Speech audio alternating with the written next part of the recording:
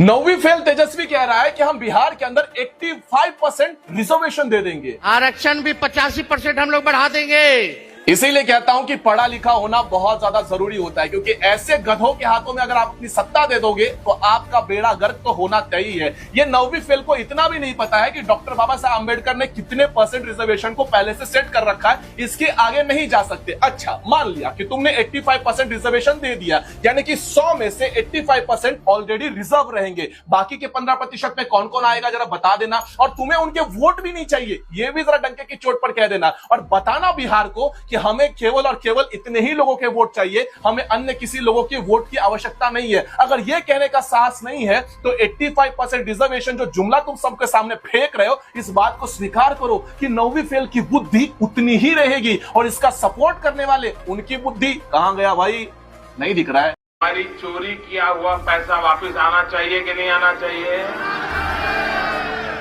ये काला धन वापस आना चाहिए? ये चोर लुटेरों से एक एक रुपया वापस लेना चाहिए? इस रुपयों पर जनता का अधिकार है कि नहीं है? ये रुपया जनता के काम आना चाहिए?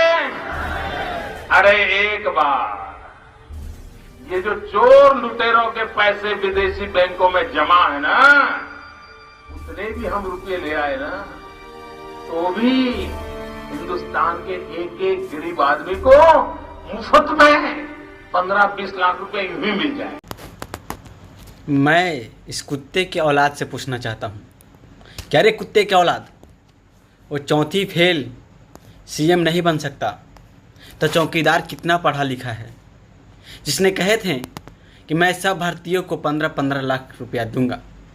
भारत का जीडीपी कितना ट्रिलियन है, और 15 लाख गुना 140 करोड़ करेंगे तो कितना ट्रिलियन होगा, यह हमें जवाब दे के बता, तो मैं मानूंगा कि नौवीं फेल तेजस्वी को सीएम नहीं बनना चाहिए, तो चौकीदार को भी कुर्सी पर नहीं रहना चाहिए।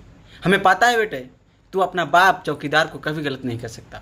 सिर्फ नौवीं फेल, तेरे बाप ने भीमराव अम्बेडकर ने कभी नहीं लिखे कि नौवीं फेल हो या पहला फेल हो, या एक भी नहीं जानता हो, लेकिन वो देश के कुर्सी पर बैठने का हक रखता है। अगर नौवीं फेल नहीं बैठ सकता तो संविधान में लिख दे कि अनपढ़ व्यक्ति कुर्सी पर नहीं बैठ सकता। अरे चौकीदार जब अनपढ़ है तो सीएम अनपढ़ हो जाए तो क्या होगा, सीएम भी अनपढ़ हो जाए। अरे नौवीं फेल है तो कम से कम सीएम ना, कम से कम 15 लाख गुना 146 करोड़ तो नहीं ना करता। अरे 85% रिजर्वेशन ने तो बोलता है ना।